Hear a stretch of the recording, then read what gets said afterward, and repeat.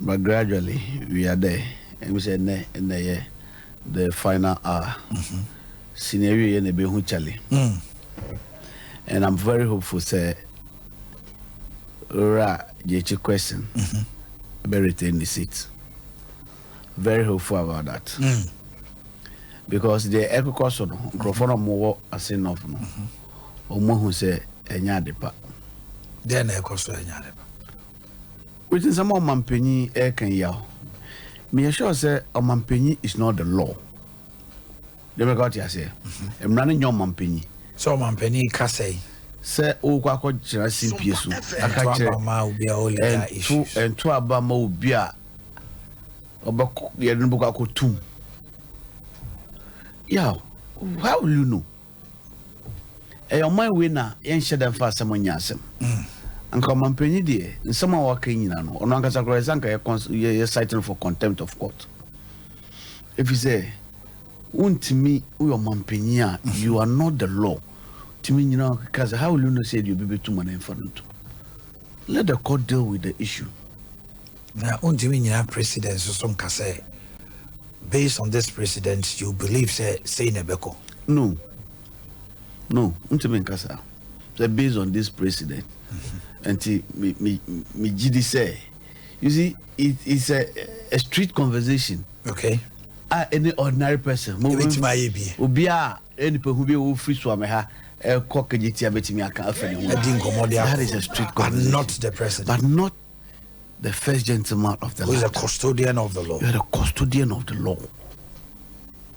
Yes, and I say, what prejudice is you can't say what the kind of buasem? What the kind of buasem?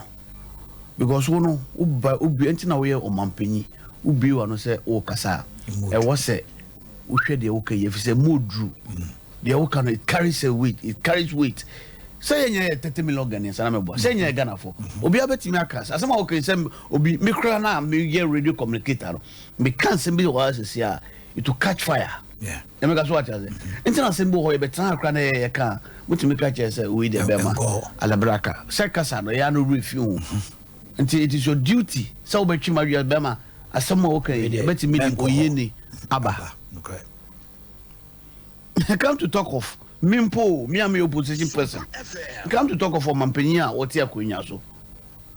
And they say, oh, call a send of now, we can't send be a court, but now Mampeni Sebi, which I may penny be brave. But I wouldn't you crewman or come and crewman, Munukoshim, or a motor. Just I'm learning Rana, I was a Siano, just what the prison I want to mean him a penny in you. And I may say, as someone. Any other say to be tribute there. No. What could them? I tell you the sort of we are said. Tia and Socran out the head. One from my same run who any who. What could them da? I have back some my woman win. Genuine. And young one. Now so be them when I'm put to say Bacodia. Any uncle them when I'm put to say bread. Now the Mandela uncle them say 27 years. One Piamba be the president. One Gruma called them one Piamba. I'm the president. So what is it say? Rollins condemn be deep. Now Rollins one condemn. I jump on your man condemn. So what is all this about when I say you do be betum, you do be betum, you do be betum? Ovi say no boom huana. Moi you these things and more you but it is not the best. It shouldn't come from the president. And more be who and then and you may we your trouble we are and I'll be who say Assin of for no. No matter what you do, okay? Nyama mo ye wo ho. And then someone more can and it's a kaya check and then basa sebi and fakwemu at all costs they want to win this election. The people would defend sir positive defense not rollers by no would you be the issue and we will back on the rural votes to win this election. Who also I see fuzu okoha excavators dig the ever cried them so to use a Michelle Wellington boot. That's why I call a break. So toy. Wellington boot. And I'm more a show chromo. And because of a brain, gymnastics, no, a mobile, nothing stops anybody. Yeah, I'm an idea. Until you cannot intimidate anybody. Until you rebel with this republic. No way. So your Mampeno, so your one, you can have all the guns, but the will of the people is more powerful than a gun. Huh? The Ecosono, you can have all the men. una ukita soldier for ukita police for now I thought akraya who say to abama wa bodyguard class everywhere chida who will be that that is the will of the people obia wadwon ade a enye de na enye odi ade e di obi na say hu say masa ade oni ni pa ye nya wa bodyguard class everywhere chi security agencies ne eyi nyina no so mo ni pa so mo ti kromo a ne mai ko so nya so mo te na omampani asma wo kan and before no so kase or prefixing on the basis of jachi question now no so gina o kase say obey win in the back otum kra na obey win and omampani so kase na ne aden na obeto aba ma obi a ono akra no osuro sa ahwe de ne betum na akoto aba ma no so na ebia on kan bone when ebi muso kase akufo ado na pese ya di jachi question tumuntina no de baby to say sabio lesbian LGBTQ ebenti na eno so akoya ade a eto locals ni tim say na do na etata jachi kwesi which in effect is not the case and ono so we deny say nyo na achi na tum and o we no say o ka cho mampani jo mama say onhu se o ye mampani a brebi na odi so na obi nya mampani na di obi court because them, before the former president so alleged say the government in power are so interested so person what they jachi question too ntia no so be kan say ya say enye jachi question sorry ya no start kasa every baby na bedu baby so what you say it's an attempt to say all those things and no ayekwakoto ne so aba and on so yede e rightly so also work said me as a matter of fact this man when you be our kohwe babia obi are rising to director of social services or Canada he attended university in Toronto and was Assin social services at University of Toronto and was rising ababedru baby wabedru. So he's no mino. He's not a mino. So what you say? And now what kase ono wona nam now or kasa say ono abeko jail. How would that be possible? How would that be possible? If someone nipa o mampeni ayi no aye na attorney general Godfrey Dodame. Yeah. How? Yeah. On my women producer what to say the piano there is public trial. The bia was a nipano a court almost every day. Only say in the wisdom of the quarter and can nana your 2 nipano so background was an original court. That is Godfrey Odame's will. Sanka and Necrano, your 2 swabo on to a banaka wede, original court. And in the wisdom of the court, no court said they be. That's a daily trial. Yeah. Ubo we ask you who about 50 something I know. And then 51. And then daily trial said the bia juada a copy of shada was any purpose. Do be as what be that? No, we are the man who da hodo. And I'm a what is what in the penny some da. And once and the Sunday my way and this answer meaning about but who say I judge from some way in the pool. They are human beings like us. Okay. Omunim say public opinion about them about certain issues no eyana a hard way until they have to demystify it. Normal ruling say jache question nano if you ni eneno enye de e manem backcourt no mo yi be free and it is another so what you say it is another until the obi baka biara that is it but the air can say someone mampini e can here yaw but I mean Assin Razis ya yes police for achi akwa bi a wo cheska very well Eric me mo achi me just one Eric dia kasika sem so obi chesika ni ade why na police for achi no a wo cheska me that your man ni beto semre oni no ni din beto ja na mo mrante kwa na o mo hanu ni bia me ba cho hipoti na ugina police station bay dodo na itrimu Eric hello Eric. Hello man. I am wasumra kakra mame. Police station be porte Kroben so na sadie we asi.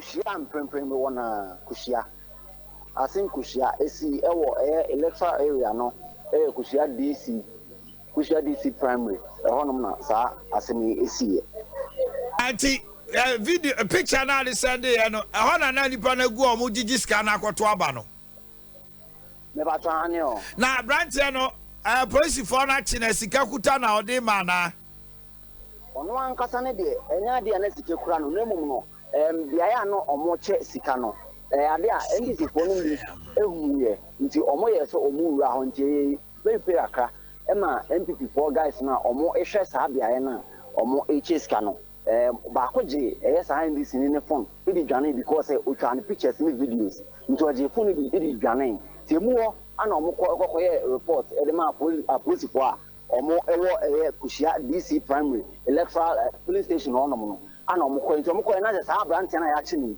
ono no mom e kan omo na omo gaade sa ewe mu honom no o kan omo gaade sa ewe mu honom nti na o sa omo chi ono no mom na mom nipa a oje sa NDC ni no a otwitwa mfonyi no oje ne fon bi dwane ne de afi na police fo ati omo egum a omo hwem no kushia mountain yi so nti achi obi ewo Assin kushia hanom ena mabato ene hu sika che ya. Okay, naturally say just say be omo che ne say sika gutal but allegedly baby omo yesi omo che sika no omo bo ban wo ho no enu akwakwa che wo omo That be to mine. Okay. Na me Francis akwaba biu ya mejo so all right ya we ayo kuma hot to say Kumawu DC ena anope also ha no o visa Assin of Kumawu adai we will buy one cow asem obey ya mama be very macrom you be very macrom nti very much huna me enti mama kanja ne say ya kaja kwa we so hwe na me chitu ni no o baby o tina hello so no oni me maybe ha na beto ache obi so maza so ni me sa ha yentu asa o de on kan o de neutral na papa ngo be okay o de be ma go wa ya o ba na akofo obampo wa sha betra rara joro Baby Joe Francis now go so awukasa ana yenya report ni say allegedly baby a sisika chebi kono na NDC ni abranche bi kobrawura ha o twa phone na abranche na hwim phone na dwane ena omo ano omo ho no bi no police for na chi omo say omo go produce abranche ne mra. That is the story now. Francis Mabitio. Yeah, I think that sad we MPP4 episode omo ye no one hwe e de oyi ni beba ye mpena sa why you campaign the also mo ye bia within 1 month mo ye enti ene skache bebre one say me catch down the catch say me call adai ajekum constituency adadi ase e ho early primary school if you be one of chiska na the way omo si ya ade no ni pedi nyede o ko comfort omo a e be hihi ne hoso enye assistant ye na me si masa abotre yanko ba Assin of no enye Kumawu why campaign wo wi asi nyina ewi de obeche nyina wache ewi e de na afede o che 200 cedis nipa o queue no friend no ba no maniska onim sa de we e crime so onim sa Oh yeah, it's against our public law money bremo sa enti but it is been alleged obi antimi nya evidence. Bema Yes my brother. say ye allejo say ye dio MPP4 omusu eni omobile no Omo cheska vote buying na wo ni kromo a na Rollins a check ako na wache bentwa na wache we na onyomo no stand no buy what were they doing any public alertment no mo dey in the same vein why would somebody I na obi be soro no pawe on na brea police agent a why wada on wo hwe abato so na o make allegations among for chicheska so aboda man na said dey sebi debi eye dio omo ye no oman ne seka na omo atamede akoho omo chewo asio no as if there is no tomorrow omo ye said dey wiase no e ba wiye anisa after Assin of by election no na wiase ba wiye until they want to win by hook or crook. But I so much believed in the people of Assin of say that question is even more popular than Nana Akufo-Addo in that constituency. Oh yeah, that 2020 it showed. It showed he had 17,000 votes. Nanado has 60. Obiti Ora Mahama. Obiti Nanado. Obiti Droa. So you see, the guy is a homeboy. Why Jena Juma way back? Okwamano no kusuya de no. Or trying near Befi. Yaw. I shall say crack no drew be or drew. And to no amount, you see, when people loved you, when they genuinely loved you, yaw. We are wishing ye. That's what I say. I'm Nipa Power. We are wishing you. I don't pay what you fetch for so report no about next year election. No. We are getting there. Gradually we are getting there. So there's 2 reports now. Fetch for the no. And EIU for the no. I'm gonna say NDC can win the elections. And the kakra. Bema who be BG agenda With what? Bema catch DC is or be yan and table kumo. Now the next request was Oko Remo. So I told you the real bell. And you Otun Nana is bye bye. And Yanentem. Yeah, you see, anti-Sanima, but let me comment IGP Damper. Was it general city? Was it national chamber? Also, a passing election test. I'm saying, yeah, for the general to say this. Aye. Yeah. So, the former IGP, no. Nikrum, Bonua say, refinity. We cried the refuge. Now, IGP, look at one IGP because Rankai, with the biggest respect. Now, IGP na by elections, Kumuni way there by Uncle Edenobe. You see, when I are, it be a canon. So we pay people to work for us. On him said, I was told, said Dampare a Chemuko, sa stretch no Bole Bambwe to wa stretch no. Was a robbery cost of taco pa. Only so Drubambwe 1 a.m. And I joke. Only the petrol. The people were so appreciative. No, for because Dampare Bao 1 o'clock. Was it Yampefi no on my district command ewa because a whole transit point. So those station men, no my year as a district. Now so mumu aye drew kakra. And a woman the way will be a woo. And your work will talk for you. Exactly. And yeah, when one casabe be there be a woman we ya or be able to why juma. Of course, 1 a.m. See, IGP bar on any men. And that is where people, that is how people should work. So we're Minister of State, now we hear Juma Yao. People who are so, we're DC, now we hear Juma. People who are so, DC who surround them, Swami High, Street Ways, World Magazine, now Boy Juma, now Quebana, Trotro for New Mudim Comonadi. Yeah, some of them are we hear Juma. There was a wee piano, one year, but turning the pa air can was him. Among us, DC way the Oye Juma. Probably a crime, Juma Kruma. Probably an organized certificate. Mo musimu ko Harvard ni Yale foi kasa be we amudi titi ye nim hoyi mun twa tew ko do say okita certificate bi ma wanye adwuma ma na so Ghana foi ni we no ko ware miracle am account you are home ma bla ajaku ma akwa ba na me tie wa no pay Assin of honey wo yeah very well yenchia Assin of SOMPA and MPP amanyoku a omo Assin of na enka sensem we a even round of dovi kan yana Francis oni se nra na dwumini ni hia nti no se na ona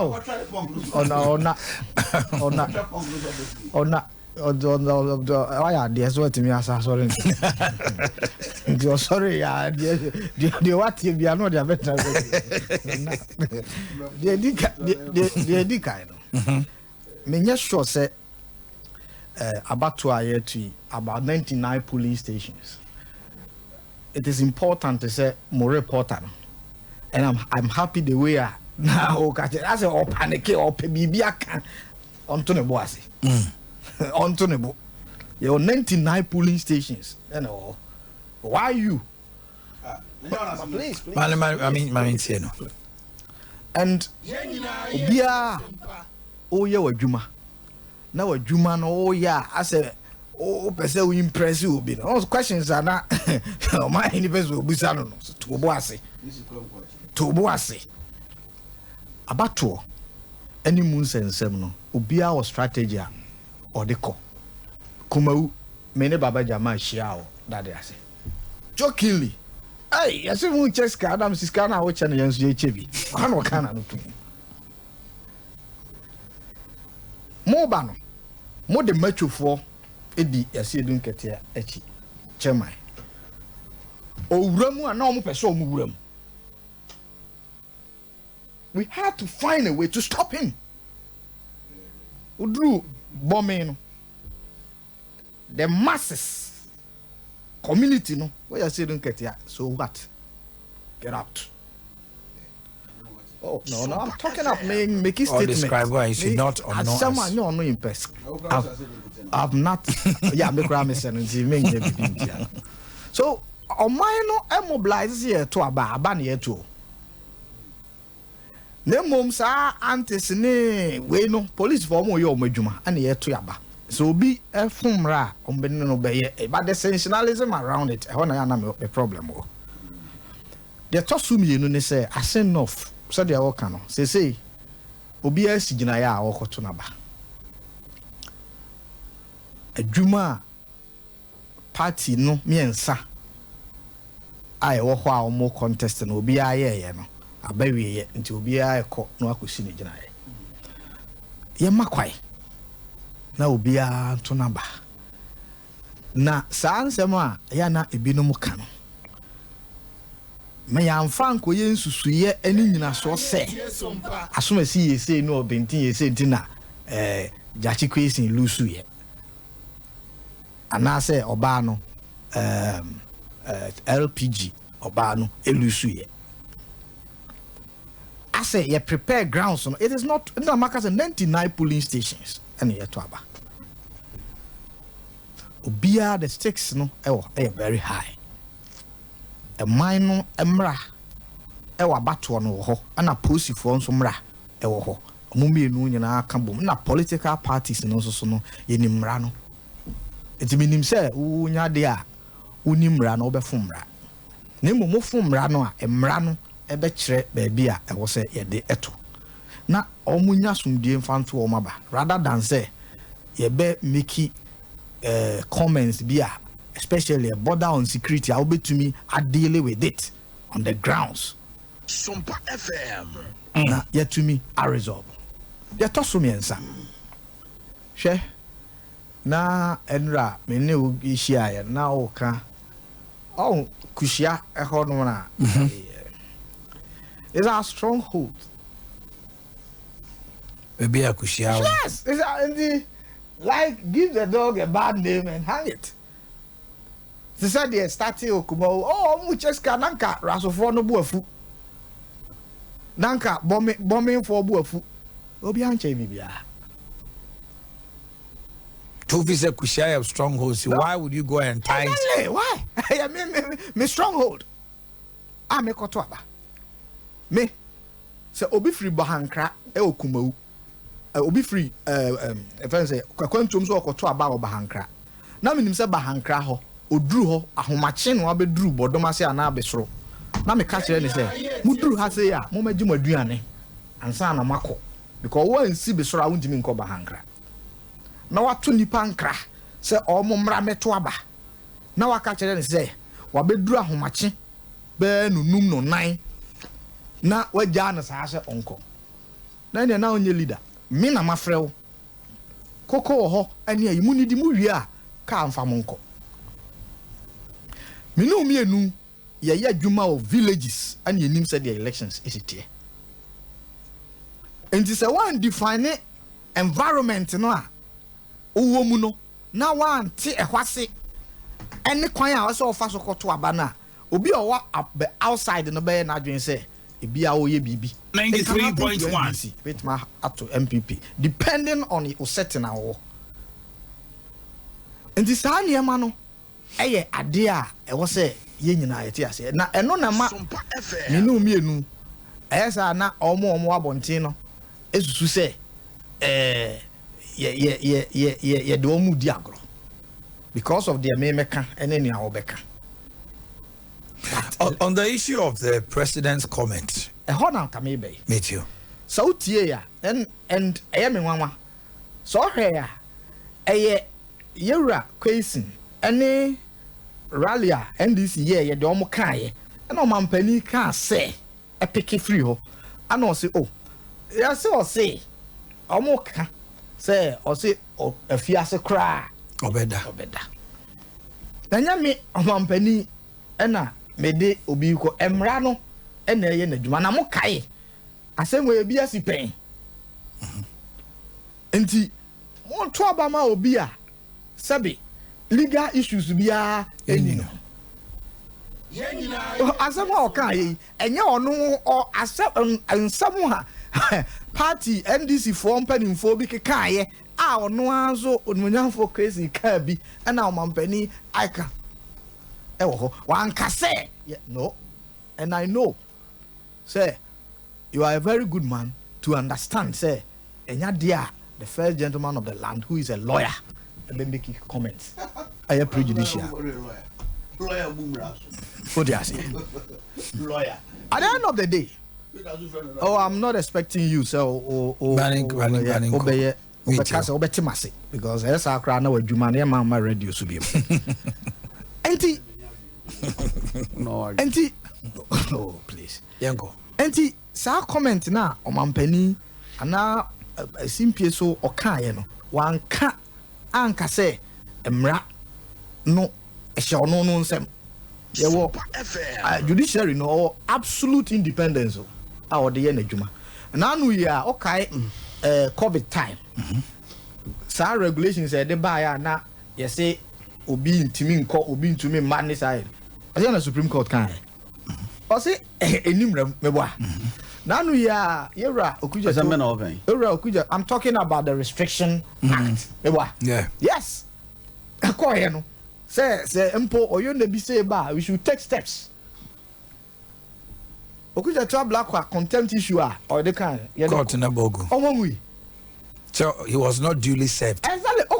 Court a facts no that surrounding the issues and our presenting. Until the ebehwe ye share issues ni nyina ansa na omo emranimfo no omo de emra na toto ho no message. From your end, what do you think will be the game changer for Charles Sopo? Because utie people there 2020 elections Jachikwesi won BT the president BT your mama almost everybody with 17,000 and above. Has the game changed? BB Assin considering say so NDC is also trumpeting on sympathy for Jachikwesi. MPP for also kase we didn't trust our mind and untine ya pamono. Dear now officer be the basis are Assin for because this time around almost a Saja Chikwesi. Oh, Assin Breku Ekuta 13 polling stations. Omampani Akufo-Addo we need 12 out of the 13 polling stations. Jachikwesi we need 12 out of the 13 polling stations.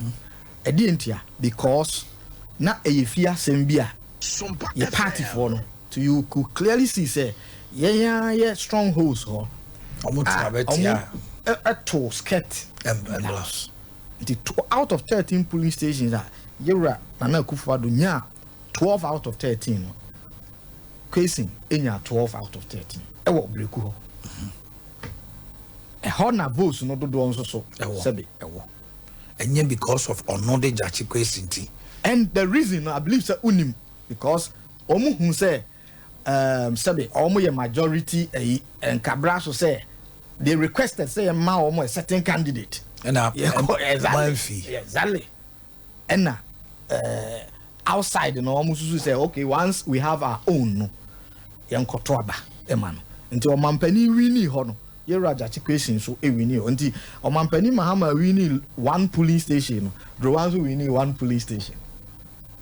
Now you come to the villages. Yura Charles, because of the NGOs, no, a Juma Wayen Abrewa Foundation. Exactly. A choir offers so boy nipa and pim or be to a Juma be no more to your school fees. Damene a minia a casa, a Sampan casa. One of the also Mudru village, but that he was shocked to say. Omwa village for na no say papa we die nkwara amiensa enra na o say twa piase ene kwame ankrakra kwara odo omo nanka sabio free SHS number but we nneɛma kakra obeto 20 na kra na tifi the foundation no ko mobilize to turn nneɛma de nkwara no ko school ohwe sa state college ho a nkwara no omu complain at TV for omu yi say omu nya ba bi na no what happened ono an the resources go see hostel ema omu a omu nya ba bi a omu da nti at this assembly no baaye a omu nya ba bi mfa dan ne nkwa dan a ono ankasa si a na obetena mu no na ode ma abrekumai ne say momfa nye this assembly no nti say o hwe ne relationship with sabio ye adwuma nanso so ye den a untumi nya adwuma ma obi a akora bi ho no asebe say oboronsam be man adwuma aye no akobokro no de say pragia bi kakra no aye na the foundation asset o mo up. These are some of the things o ye calm onye obi oye dede